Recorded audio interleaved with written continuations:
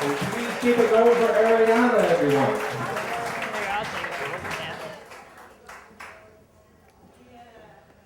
A few years ago, I spent a year studying abroad at a French university in Paris.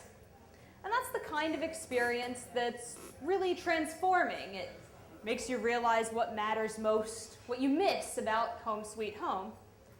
And for me, it was no different. Over the course of my first semester, I saw my perspective about the important things really changing. And by the important things, I mean food. See, the first month I was there was the greatest.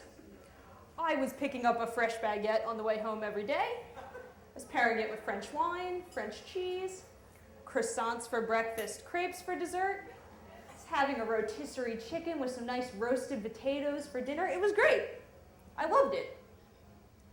Well, then October started to roll around, and I was seeing things a little bit differently. See, I was still picking up that baguette, but once a week, not every day, and I wasn't always finishing it. And pasta was working its way back as a staple of my diet.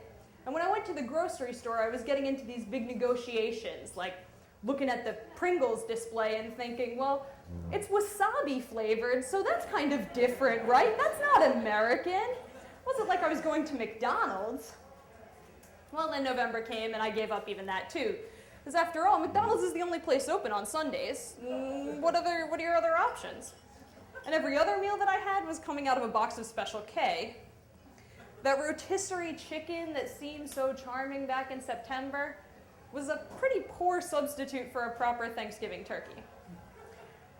And I don't want to sound ungrateful, but as the semester was winding down, all I wanted was a cheesesteak, some Doritos, and Diet Coke that tasted like Diet Coke. So just as I was reaching this point of despair, I received an email, a magical, life-changing email. See, the French university I was at has this lovely tradition where at the end of the semester, every professor goes out to dinner with his students. And whoever had picked the restaurant for my ethics class must have been reading my mind, because the place they picked was a gourmet burger restaurant. I didn't even know they had those in Paris, but I was thrilled. This was great. I was going to have a burger. It was all going to be okay. This was going to get me through the last few weeks of class before Christmas. So the day of the dinner, my roommate, the only other American in the class, and we were there first. We had been studying the menu for days. It took me about 15 seconds to order a bacon cheeseburger. And when they brought that bacon cheeseburger out, it was the greatest thing I've ever seen. Juicy burger, crispy bacon, the cheese melting down. I picked that up, and I've never been more excited about a food item in my life. And just as I went to take a bite, I realized that something was wrong. And I looked up the table, and I looked down the table, and everyone else, every French student and the professor, had picked up a fork and a knife and was cutting the burger politely into small pieces. So my roommate and I look at each other. I mean, you can't cut a burger, that's un-American. But when you're the only American in a class full of French students, you're already at a disadvantage on the rudeness scale, and it's best not to put yourself further behind the ball.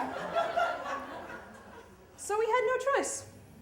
Put down the burger, picked up the fork, picked up the knife, and sure enough, I assure you, it's not possible to capture the deliciousness of a bacon cheeseburger on a fork. It can't be done. You can try, I don't recommend it. And so as I went back to my apartment, I think that was the most homesick I ever was while in Paris. I was ready for Christmas break. And so a few weeks later, I hopped off the plane, went to greet my family. They were excited. And I jumped in the car, feeling a new appreciation for home sweet home.